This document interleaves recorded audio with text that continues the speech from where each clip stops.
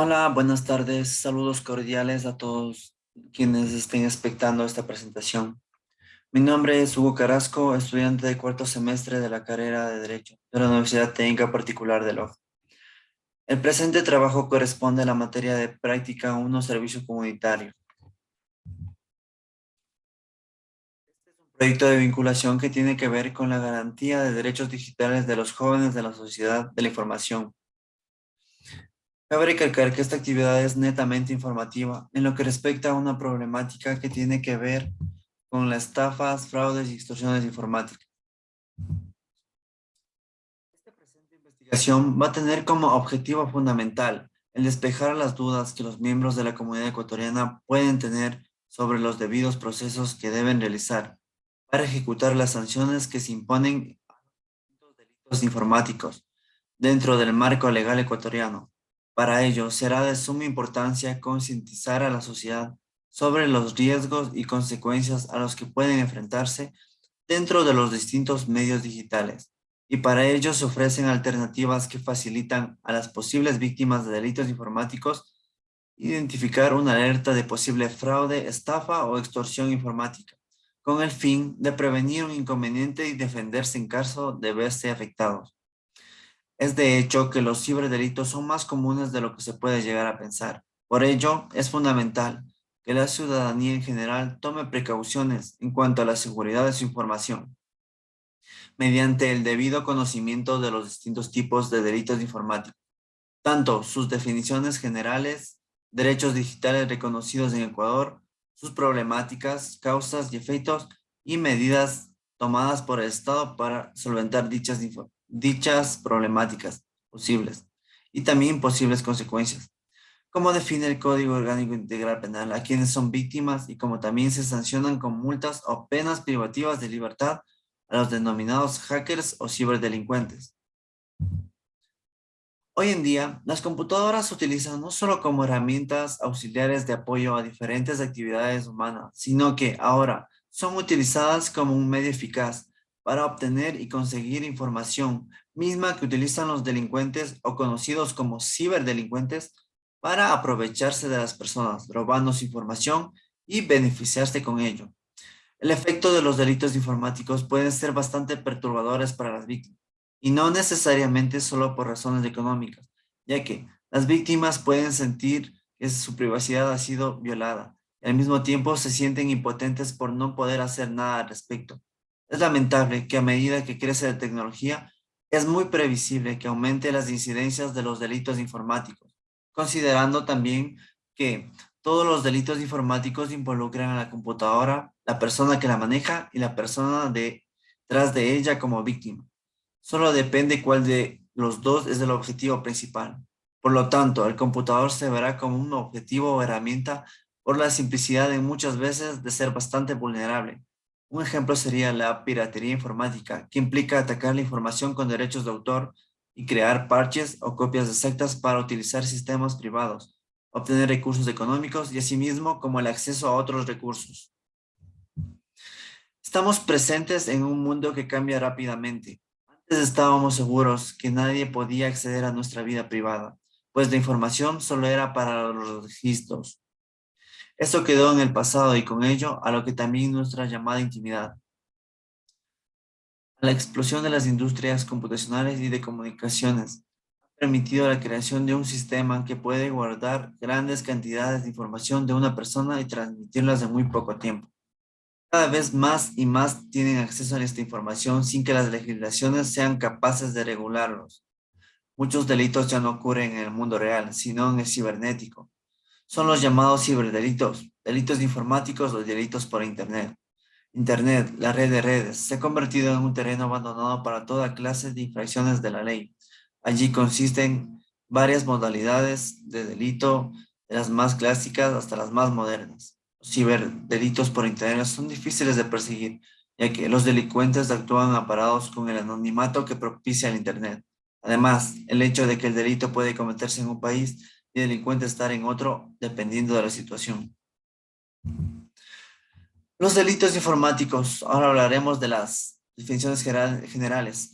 Entonces tenemos que los delitos informáticos son todas aquellas acciones ilegales, delictivas, antiéticas o no autorizadas que hacen uso de dispositivos electrónicos e Internet a fin de vulnerar, menospreciar o dañar los bienes, patrimonios o no de terceras personas o entidades. Conocidos también con el nombre de delitos cibernéticos o electrónicos, abarca un amplio espectro de acciones ilegales de diferente naturaleza. Todos tienen en común las tecnologías de la información, ya sea estas el medio o el objetivo en sí mismo. Se podría definir al delito informático como toda acción u omisión culpable realizada por un ser humano que causa un prejuicio a personas sin que necesariamente se beneficie el autor o que, por el contrario, produzca un beneficio ilícito a su autor, aunque no perjudique de forma directa o indirecta a la víctima. Tipificado por la ley que se realiza en el entorno informático y está sancionado con una pena. Hablaremos de fraude. Podríamos definir al fraude como engaño, acción contraria a la verdad o a la rectitud. La definición de delito puede ser más compleja. Muchos estudiosos del derecho penal han intentado formular una noción de delito que sirviese para todos los tiempos y en todos los países. Esto no ha sido posible dada la íntima conexión que existe entre la vida social y la jurídica de cada pueblo y cada siglo, aquella condicionada a esta. Cuanto a la estafa, puede ser definida como un delito que se ejecuta contra el patrimonio o la propiedad y que se perpetra por medio de un engaño. El estafador se encarga de que la víctima crea en algo que no tiene existencia real. Otra opción es engañar al estafado respecto a las condiciones de una operación comercial. Una de las estafas más habituales consiste en pedir la entrega de un anticipo de dinero con la promesa de acceder en el futuro a un bien en condiciones ventajosas. Sin embargo, la persona que entregó el dinero finalmente nunca recibe el bien en cuestión. Extorsión. La extorsión es un acto mediante el cual se coacciona a una persona o grupo para hacer algo que no desean hacer, ello en contra de su patrimonio y en beneficio del extorsionador o de terceros. Se realiza a través de amenazas o violencia. La extorsión consiste en que un individuo presiona a otro con fines económicos, es decir, el que presiona a través de amenazas o violencia física. Busca que el amenazado ceda dinero u otros bienes al que realiza la extorsión o a un tercero.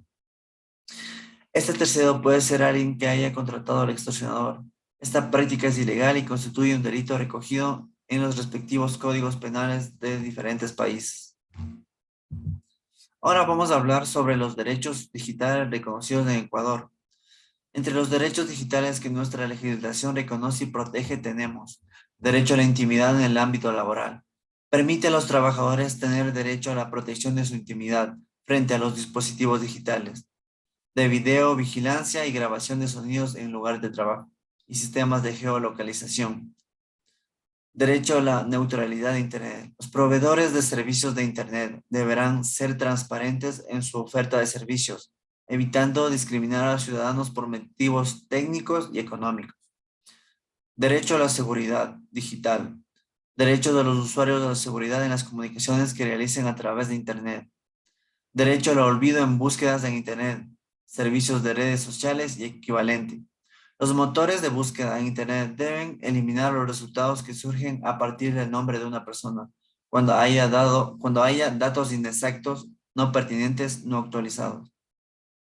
Derecho a la libertad de expresión. En nuestro derecho a emitir y recibir opiniones y toda clase de información en todo formato digital, sin controles previos por parte del Estado o de las empresas prestadoras de servicios. Derecho a la portabilidad. Los usuarios pueden recibir y transmitir los contenidos que han facilitado a los prestadores de servicios de Internet. Derecho a la negociación colectiva. Los convenios colectivos pueden establecer garantías adicionales de los derechos y libertades relacionados con los datos personales de los trabajadores y derechos en el ámbito laboral. Derecho a la protección de datos de los menores en Internet. La ley establece que los centros educativos y cualquier persona que desarrolle actividades con menores de 14 años de edad deberá contar con el consentimiento de al menos uno de sus representantes legales. Derecho de rectificación en Internet. Posibilita la opción de que cuando los usuarios difundan contenidos contra el honor y la intimidad, puedan rectificar atendiendo a los requisitos de una ley específica que regula el derecho a la rectificación. Derecho a la actualización de informes en medios digitales. Los usuarios podrán solicitar a los medios de comunicación digitales un aviso de actualización visible junto a las noticias, si estas no reflejan su situación actual por circunstancias posteriores a la publicación. Ahora vamos a hablar sobre las problemáticas, sus causas y efectos. En cuanto a problemáticas, tenemos que a medida que se va ampliando la Internet, va aumentando el uso indebido de la misma. Los denominados delincuentes cibernéticos se pasean a su aire por el mundo virtual, incurriendo en delitos tales como el acceso sin autorización o piratería informática, el fraude, estafa y extorsiones, sabotaje informático, la trata de niños con fines pornográficos y el acecho. Los delincuentes de la informática son tan diversos como sus delitos. Puede tratarse de estudiantes, terroristas o figuras de crimen organizado. Estos delincuentes pueden pasar desapercibidos a través de las fronteras, ocultarse tras incontables enlaces o simplemente desvanecerse sin dejar ningún documento de rastro. Pueden despachar directamente las comunicaciones o esconder pruebas delictivas en paraísos informáticos, o sea, en países que carecen de leyes o experiencias para seguir la pista. Otros delincuentes de la informática pueden sabotear las computadoras para ganarle ventaja económica a sus competidores o amenazar con daños a los sistemas con el fin de cometer estafas, fraudes y extorsión. Los malhechores manipulan los datos o las operaciones, ya sea directa o mediante los llamados gusanos o virus, que pueden paralizar completamente los sistemas o borrar todos los datos del disco duro. Algunos virus dirigidos contra computadoras elegidas al azar, que originalmente pasaron de una computadora a otra por medio de disquetes infectados. También se está propagando últimamente por las redes con frecuencia, camuflados en mensajes electrónicos o en programas descargados de la red. Cuanto a las causas, tenemos que aquellas personas que no poseen los conocimientos informáticos básicos son más vulnerables a ser víctimas de un delito que aquellos que sí lo poseen. En vista de lo anterior, el porcentaje de personas que no conocen nada de informática, por lo general personas de escasos recursos económicos, pueden ser engañadas si en un momento dado poseen acceso a recursos tecnológicos y no han sido asesoradas adecuadamente para la utilización de tecnologías como la Internet, correo electrónico, etcétera. La falta de cultura informática puede impedir de parte de la sociedad la lucha contra los delitos informáticos, por lo que el componente educacional es un factor clave en la minimización de esta problemática. Cuanto a los efectos, la proliferación de los delitos informáticos ha hecho que nuestra sociedad sea cada vez más escéptica a la utilización de tecnologías de información, las cuales pueden ser de mucho beneficio para la sociedad en general. Este hecho puede obstaculizar el desarrollo de nuevas formas de hacer negocios. Por ejemplo, el comercio electrónico puede verse afectado por falta de apoyo de la sociedad en general. También se observa el grado de especialización técnica que adquieren los delincuentes para cometer este tipo de delitos, por lo que las personas con conductas maliciosas cada vez más están ideando planes y proyectos para la realización de actos delictivos, tanto a nivel empresarial como a nivel global. A medida que aumenta la delincuencia electrónica, numerosos países han promulgado leyes declarando ilegales nuevas prácticas como la piratería informática o han actualizado leyes obsoletas para que los delitos tradicionales, incluyendo el fraude, el vandalismo y el sabotaje, sean considerados ilegales en el mundo virtual. Ahora hablaremos sobre las medidas que el Estado ha tomado para solventar dichas problemáticas. Frente a estos delitos, desde el Ministerio de Telecomunicaciones y de la Sociedad de la Información, trabajan en medidas preventivas para evitar que los ciudadanos sean víctimas de ciberdelincuentes.